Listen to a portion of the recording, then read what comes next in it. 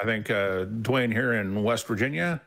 If I can hit the talk button so it'll actually take it. There we go. Hello, Duane. So you don't think God's a narcissist? How you guys doing this evening? Really good show. Thank you. Thank you. Thanks. So you don't think God is a narcissist? So can you let's set terms up here real quick. What is a narcissist for you? Well, so say I had a group of friends, and one of the friends that we were out going and doing something together, and every time a friend said, yeah, I got this new guitar, I'm really happy, I learned this new tune, the friend would say, oh, I have this other guitar, whether it was true or not, and I played that song years ago. I know this song better. And every friend that did different topics or knew different things, that one friend seemed to have something better than them and was better at it than they would and really describe it and make themselves look good. You know, like just full of themselves, a narcissist. And well, that could be a narcissist, but it could also be somebody who's just very self-conscious and unsure of themselves, right? Trying to make themselves seem better than they are to bolster their own ego, right? I mean, it doesn't necessarily have to be narcissism, does it? Well, true. Okay. Well, that's true. So, it depends on the situation and perspective. I agree. Can I read you? Let me read this definition from Mayo Clinic real quick. So this is from the mayoclinic.org. So they're probably fairly authoritative on this. Signs and symptoms of narcissistic personality disorder can have an exaggerated sense of self-importance, have a sense of entitlement, and require constant excessive admiration, expect to be recognized as superior even without achievements that warrant it, exaggerate achievements and talents, be preoccupied with fantasies about success, power, brilliance, beauty, or the perfect mate, believe they are superior and can only associate with equally special people, monopolize conversations, and belittle or look down on people they perceive as inferior, expect special favors and unquestioning compliance with their expectations, take advantage of others to get what they want, have an inability or unwillingness to recognize the needs and feelings of others. I want to highlight that one later, by the way, Jim. Yeah, there's a couple of them we want to highlight. Be envious of others and believe others envy them, behave in an arrogant or haughty manner, coming across as conceited, boastful, and pretentious, insist on having the best of everything, for instance, the best car or office. So how many of those do you think the Christian God fits? Oh, I think the Jewish and Christian God did some of those things quite a bit. However, I think that giving this Old Testament, New Testament, Judeo-Christian, Western God the title of a narcissist would be a compliment.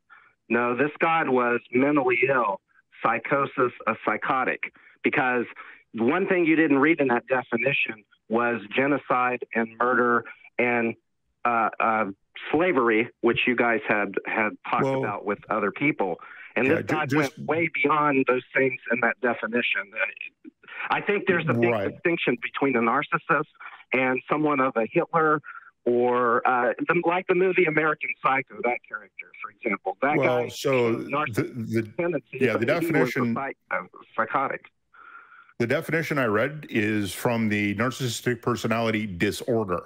So yes, it is a disorder. Okay. And yes, I mean, Hitler probably had it as well. I would imagine that a number of totalitarian leaders have those same issues. So, I mean, you can have multiple mental problems. You don't have to have just one, right? But yeah, we can put a conjunction of these issues. Yeah, I just think that like a cake, you have different ingredients to create the cake. I think narcissism was just one of the ingredients with this God. I'm agreeing that the God did narcissistic things, but I don't think he was a narcissist. I think he was mentally ill psychopath, killing everyone on the planet except Noah's family just to prove a point. Well, you took it a route that I wasn't expecting for sure. So I was expecting maybe going a different route, but no, I mean, I understand and agree with your sentiment. If you're saying it's just one component, then I don't feel like the question.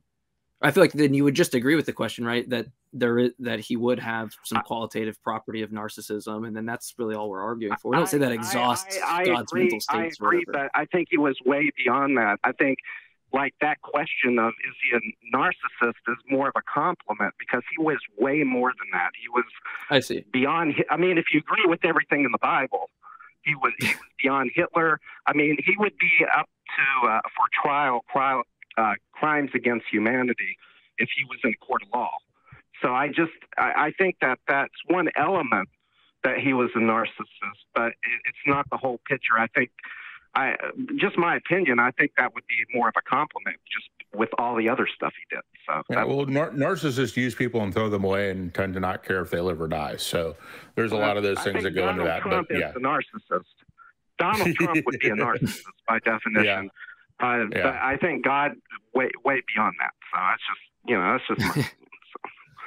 Yeah, I see what you're putting down, Duane. I see what you're putting down. I mean, there might be like just. I want to give credit. I really want to give credit to this God. I mean, I don't think if we give him the title of narcissist, I don't think that's giving this God the full credit of all the slavery and genocide and pain and anguish and killing your own son and, creating plants before sunlight. Yeah, me and Jim agree. We're just not exhausting all of God's qualities by one word. I think there's more words we could. I could contact Webster and be like, hey, we need to work on some new words to describe this like crazy amount of evilness. So me and Webster are working together right now, actually, to fit human language that actually encapsulates such douchebaggery. So right. Yeah. So, hey, you guys are doing a great show. I love it. I've been watching you guys for over a decade, and a lot of the topics you've talked about, compared to where I was 10 years ago and where I'm at today, a lot of it is listening to you guys and saying, hey, there's other voices like me out there, and I appreciate that. And that's given me the confidence to, not worry about what other people think, to be just, not overbearing loud, but be confident of who I am and what I believe, and not worry about family or friends or what other people. Well, hey, we appreciate that. I mean, it's the same, I think, for me and Jim. We look to a lot of other people that have presented things. It's not like we just sat in a room. We're like, I got all this stuff. It's like it's come to me naturally. Yeah. I was the first one to do it, right? We have the same exact. I think every host, right? We all have. It's a collective effort. Unabashedly stand on the shoulders of giants. Yeah, exactly. It's a collective effort. I mean, like to pretend like that wasn't the case. You got to be who you are. Yeah. Sure. Well, hey, Duane, we appreciate the call. Maybe we can next time talk about since we're running out of time, I'd be interested in maybe why you call yourself agnostic or how you use the term. I know that semantic debate's not like really that interesting to people. But I don't know, maybe if you want to find me on Discord or somewhere and DM me, I kind of enjoy those conversations. So, yeah, that sounds good. All right. Well, have a good one, Duane. We appreciate it. Hey, thanks. Good show.